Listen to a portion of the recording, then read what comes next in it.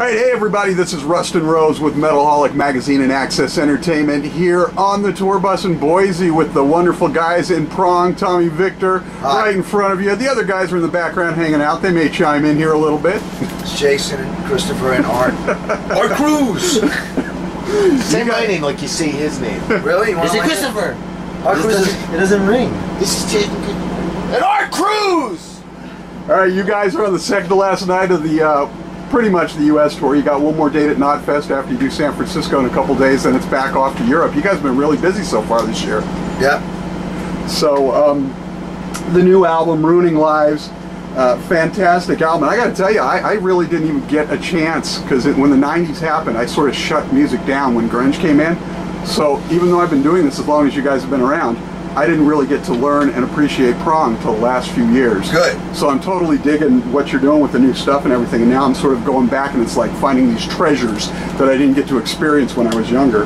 That's great. So, now you guys sort of had a deadline really for this album, which made you work it a little bit different. How did that sort of change your game plan going in, and how did it impact the album? Wow, that was a crazy period. I mean, you really have to adapt to whatever situation is going on. I mean, I was on the road with Danzig and on a tour that I didn't expect to be booked. So I was in a mad scramble to compile ideas. And when I got off the road, I just had to go right into our studio and just started putting stuff together in Pro Tools and making demos, and then I hooked up with Chris Collier, which was a blessing, and we started just laying tracks down while we were writing, because it wasn't like I had enough time to do all the demos, do all the writing, and then go in and record and arrange. We had to do it all at the same time. Right. And it worked out great, because we were excited about the material, and it was easier that way. And we didn't second guess ourselves. So based on the results, which I think are fantastic, it was a good process. It was something that I never really did before. We always had a long time period of demoing, and other than the early records, right. But in recent years, and I think the records suffered because of that. I think the more thought and more second guessing you put into a record and the songs, the less natural they are. You know, we didn't spend a lot of time on guitar tracks and all the excesses. Just had good solid songs, and I worked my butt off on vocals and lyrics that meant something and that were clear. And that was with the help of Steve Evans. So after did the tracking of the music and writing with Chris Collier, Evans picked up and produced the vocals and mixed the record. And, you know, Steve is a genius, and so is Chris. Steve is great with vocals, so the combination of those two guys helping me out produced a great record. Yeah, and it is a fantastic record. It's funny you mentioned Chris Collier. I was going to ask you about him. A friend of mine, I believe you know him, Trev McKendry. Oh yeah. Who used to work with Crown by Fire, and Metalholic actually does a show Monday nights on his radio station, Metal Nation Radio. Nice. He wanted me to say hello. Sorry he missed the Toronto show.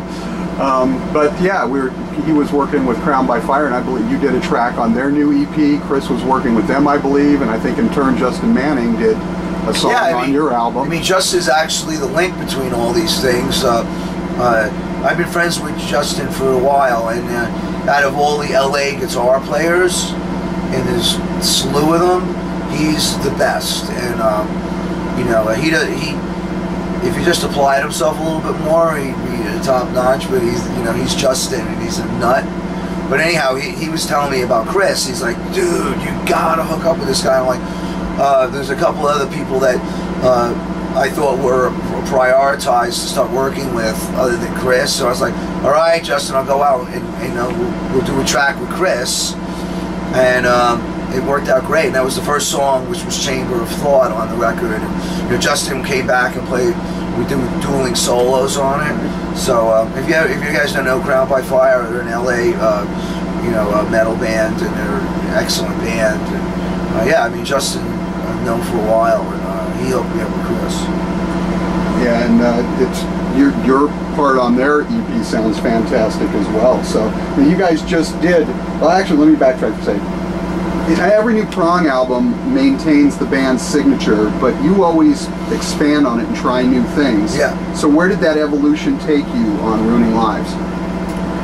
There wasn't that much expansion, and it wasn't that much experimentation, apart from making the songs better and having hooks on every song. And that's what we wanted to do on Rude Awakening, and it didn't really turn out that way. I just think the on-the-job training that I've had, and just continuing making records and playing with other people and getting more experience, has enabled me to finally go in and make a record and the way I'd like to, which every song has got, you know, the vocal hook, the catchy guitar lines, you know, the great beats, etc.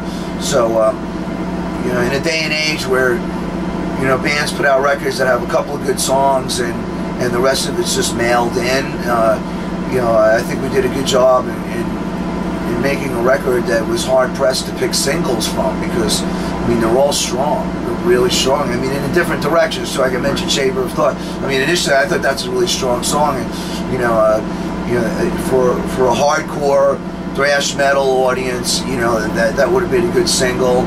You know, we tried. It's always hard pressed for Prong to pick the one that combines all of them, and you know, Turnover came out to be a really strong song, and that has all the elements of Prong in it. You know, and then you know, Windows Shut's a little bit more. Okay, maybe I'll retract to say that's a little more experimental too, where it has, you know, some real technical guitar parts in it. Same thing with Come to Realize. It's just there's a little bit of math metal in there, and we go into some thrash, and we got like the traditional Prong stompers, like Remove, Separate, Self, with just a strong hook and, you know, like a Rude Awakening style song. So when we cover a lot of ground, I mean, there's no doubt about that, and it confuses people. So, you know, I can't really worry about that too much. I mean, it is frustrating a little bit, but I think the more people that are exposed to the band as we go along, and we keep putting out records that are consistent, I think more people will come into the fold and go, you know, this is Prong, this is what they do. We don't have to do, you know, a record that's completely thrash metal or completely hardcore. To me, that's boring. You know, it's like I like to have mix it up a lot. I mean, they're all hard. It's all hard music, but my influences stretch from, you know, Sisters of Mercy to Joy Division to Killing Joke to Bad Brains, Black Flag, and then, you know, early thrash metal like, you know, Dark Angel and Exodus. So you know, we go all over the place. And you just mentioned the newest single, Remove, Separate, Self. Tell us a little bit about making that video. Well, that was a project. I mean, a buddy of mine, Marcelo Palomino, he was like, we were watching the Kings playoffs together, and I know he went to film school, and you know, he's been shooting some stuff, and we're more like buddies than anything. He's like, well, let me do it, let me. I'm like, all right. And then he's hooked up with Brian Cox, who's done a bunch of stuff. So we went back and forth, and they finally dialed in a concept that reflects, I thought, what the lyric was. And it's a little bit psychedelic, and they got really in depth with this perception, this concept of everything just being a matter of perception and how you perceive things. So, you know, it's a little bit psychedelic, but you know, I think they really nailed it. And you know, it has an apocalyptic vibe, which you know, applies to the song too, which is just, you know, in these times, you know, you just have to focus on things that are unseen or spiritual, more or less. Right. And then the single, I believe, there's going to be a second part to it, or a flip side, however you want to call it, in this day and age of digital releases. But Matt Heafy from Trivium, I believe, did a demix, what he calls a demix version of it. Tell us a little bit about how you came to work with Matt and how that came out. Well, Matt and I have known each other for a really long time, because Trivium opened up for Danzig, and I was like, oh my God, you guys, you know, back in the day, I was like, this is right. You guys are dead on, you know. So, you know. I was sporting a Trivium hoodie for years, and you know, then they exploded, and we've been in contact, and then you know, he found out, I think through our manager, that we were going to do a remix, and he volunteered his efforts as something he wants to get involved with. So, you know, he said go for it, and we really liked what he did. Well, you've always done a lot of collaborative work with a lot of people, and obviously you still tour and record with Danzig and everything, as well as Prong. Trev mentioned him a moment ago. He mentioned that there was some rumor that you might already be working with Chris Collier on some other stuff. No, I mean, the only thing Chris is working on the new covers record that we had just finished the tracks to, and Chris is engineering and he's mixing it down right now, and then you know, Chris and I will continue to work on the next Prong record. I haven't discussed anything outside of it. I mean, I like to do Prong 20, you know, all the time. So you know, we're going to go in and do another record with Chris. So what can you tell us about the covers project? It's coming out great. I mean, we cut it in Berlin between shows in Europe this past summer, and you know, Jason Christopher, the bass player, he picked all the songs, and with knowing the past of Prong, and it's just, it goes similar to what I was saying of really like the influences that I have, and you know, where my vocals come from. So yeah, I think we dialed it in really nicely, and you know, cut the basics. Now we did it really fast, and now we're just stylizing it a little bit. So that's coming out in April. Nice, nice. Any hints you can give us on any of the songs that we might look forward to, or? You know, I'd rather not. Wait till it comes out. It'll be a little bit more surprised. Sounds good to me. So, speaking of collaborations, though, is there anything else in the pipeline that you're working on with any other collaborations that fans should keep an eye out for? There's this thing, Primitive Race, that they've been trying to get me to do. It's an industrial project that they're trying to do me to do a couple of vocals on, and I've been procrastinating on it. But that's like involved with like Raymond from Pig, and a couple of other dudes are involved in that. So you know, that's been going on. So you could expect to see that. I think that's coming out in March. I haven't done the vocals on it yet. When I get home, I will. Gotcha. I want to take you in the rear view a little bit, if we can, before we get out of here. I actually grew up in New York myself, and New York, like a lot of other places, has a very distinct feel. It's a character unto itself. And you've spent half of your career, at least in New York, the other half now in LA, which is decidedly different. How has that mixture of character of the cities you've lived in like that impacted your songwriting, if at all? I don't think it really has. It's all a matter of where your mind is, and the only thing about LA that really, there's just parts of LA that are very urban and very reminiscent of New York in a lot of ways, and there's so many transplants, and you have almost like the same things. It's just less densely populated. So I think, like, you know, based on where everything is in the media and how everything, I think America's come closer. I mean, you can find things in Portland and Seattle that are reminiscent of LA, and I just think things have moved. The whole world is coming closer together. So the differences maybe 25 years ago were more apparent. Now it's like, you know what? I mean, it's not. It's almost just the physical characteristics of a place. Right. I think you know, America started to gel as a whole mentality a lot more in recent years. So I don't really see the differences that much. You know what I mean? LA has there's a lot. I think there's a lot more time to think, and there's less hustle and bustle there. So, but you know, my influences and my upbringing, they're sort of like I'm hardwired into all that. It hasn't really changed that much. Well, it's funny. It's a nice lead into my next question.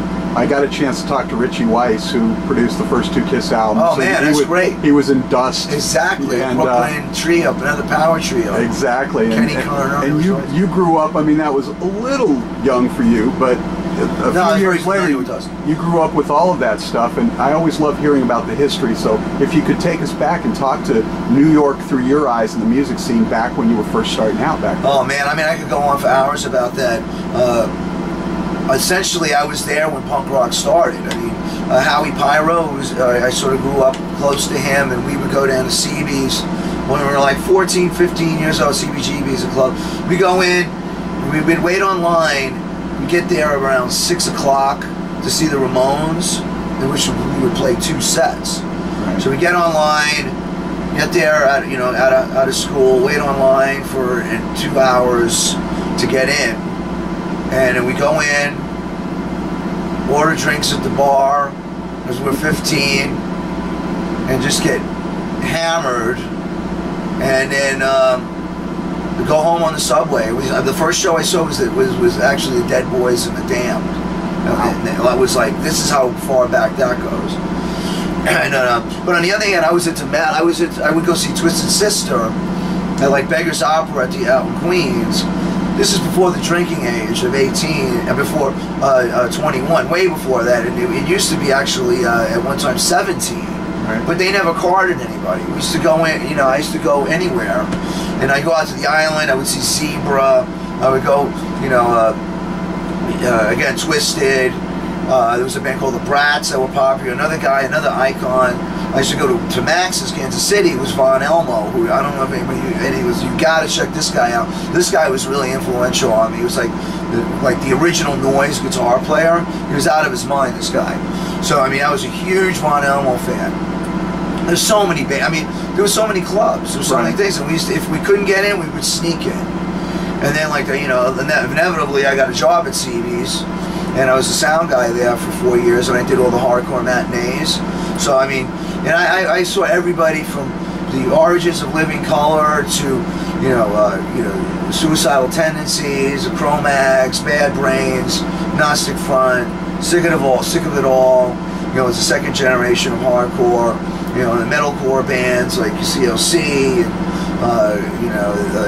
Carnivore, Whiplash. I could go on to the bands that I was there all the time. So Prong emerged out of that. We were there, and we came out of that whole scene. That was around '86, which was just a fusion of and then the Noise New York band, Swans. Ted Parsons was from Swans, and those guys were very close friends of mine. Norman Westberg, who's still playing with Swans, a guitar player, is a very close buddy of mine. It's just this fusion of noise, punk, hardcore, and thrash metal. Brooklyn had its own thing with L'Amour's. The first show we played at L'Amour's was with Overkill. That's why my buddies with them too. So I go into the thrash metal mode too, where like Prong, we still have an affinity with those guys. So it's just, it was all over the place. It was every day we lived it. And I lived on the Lower East Side. I lived on Stanton and Bowery, which now you got to be like a trust fund baby to live down there. So. Yeah, man, it was like, it was a different time. The first apartment I got down there, when I got out of high school, I was working at Queens College Bookstore. And I was like, this guy I met was into like new wave and punk and stuff, and he was like, let's get the hell out of Queens and move into Manhattan. And we got an apartment. It was like a duplex apartment. It was dumb, though. First Avenue, between 2nd and 3rd, around the corner from the Hells Angels, and it was $350 a month rent. If you live in that neighborhood now, you'd have to buy a condo for, at least $1.5 million now. Yeah. It's completely different. It's gone. New York is just a playground for the rich now, so all of the corporate thing moved in there, and Rudy Giuliani changed the whole mentality. So that's why a lot of that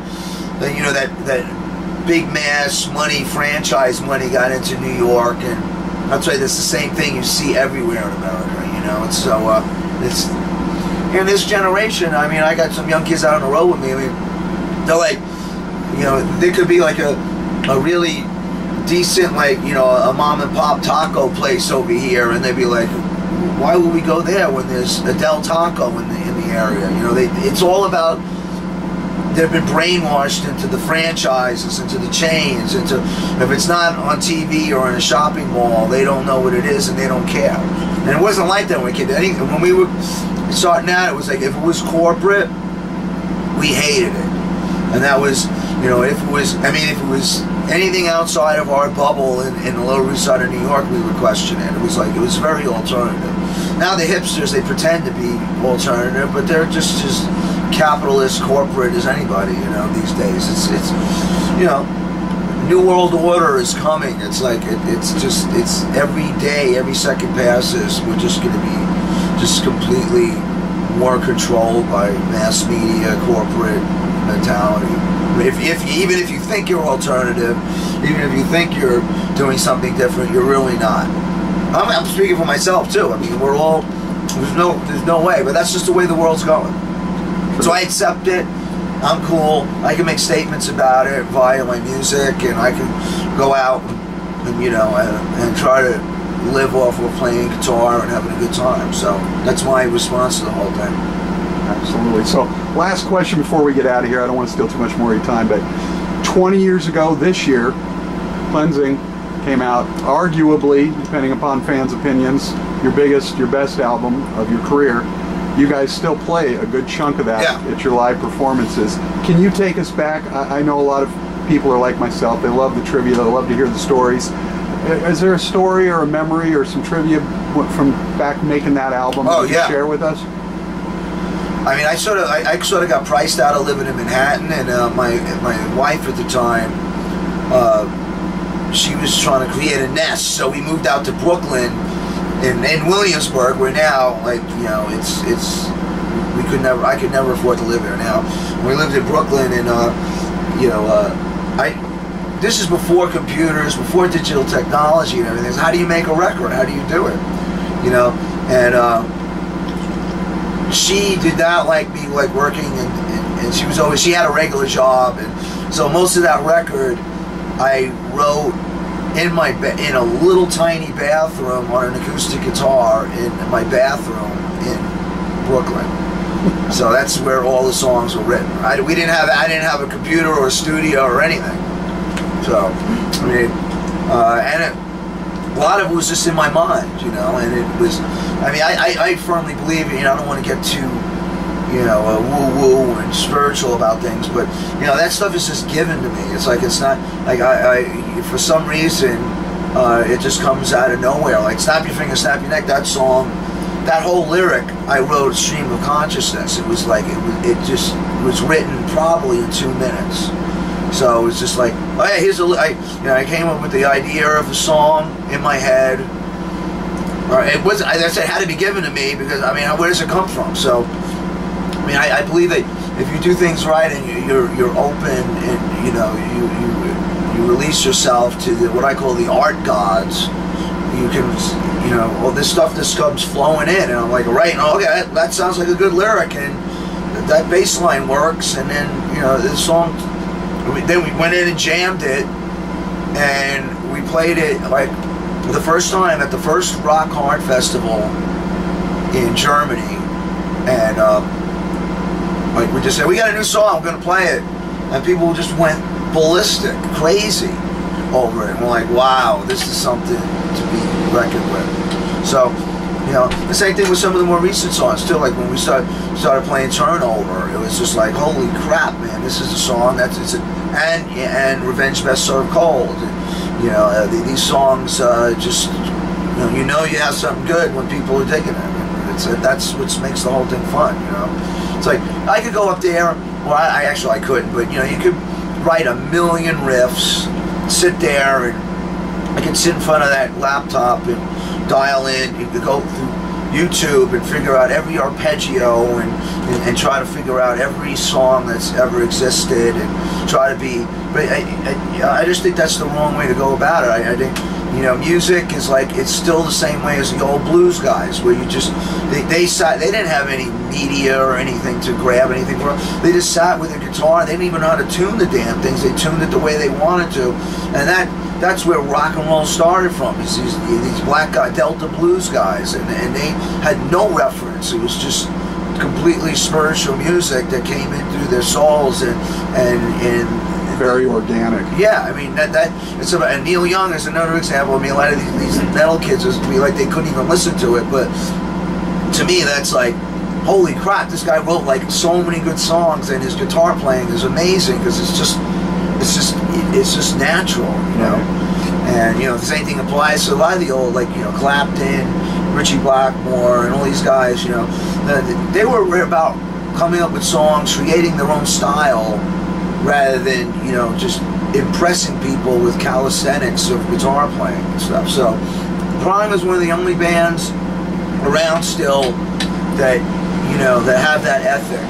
So that's where, you know, I'm proud that, you know, that I could still stand here and do this, and you know, hopefully people will get it, you know, and you know, that's whether they're metal people, rock and roll people, who have you, they can come down and Cleansing is a great record with that. I mean, there's people from all walks of life that have listened to that record with, you know, they're like, that's the only metal record I could actually stomach, you know. It's like, and I hear that from a lot of people, and it's not really a metal record. It's just a rock. It's just a record, you know. That's all it is. So I mean, I'm really proud of that record, you know. And like you said, you got into the last two, Carved into Stone and Ruining Lies. I mean, those are the two classic records again, you know, where it's like, you know, where I'm out there, I'm just writing songs. I'm not, you know, trying to, like, you know, change the world with guitar calisthenics and trying to impress anybody. It's just a calling, and, you know, it flows through me. So that's, you know, some records have been, that with Prong, when we forced everything and try to conceive and conceptualize everything, they didn't work out that well. Prong, it's just like, I mean, that Cleansing record was one of those natural records. Awesome. Tommy Victor of Prong, thank you so much, brother, for taking the time. Ruining Lives, the new album, fantastic, out on the road, and we look forward to the covers album and everything else you're going to bring our way. Yeah, man, check out a video, Remove Separate Self, that's available on YouTube. We need more plays on it. I was looking at it. It's a good video, good song, and then Revenge Best Served Cold was the last one before that, so if you wanted to check out the videos, and they're good quality videos, check those out. So on YouTube. Awesome. Thanks, Tommy. All right.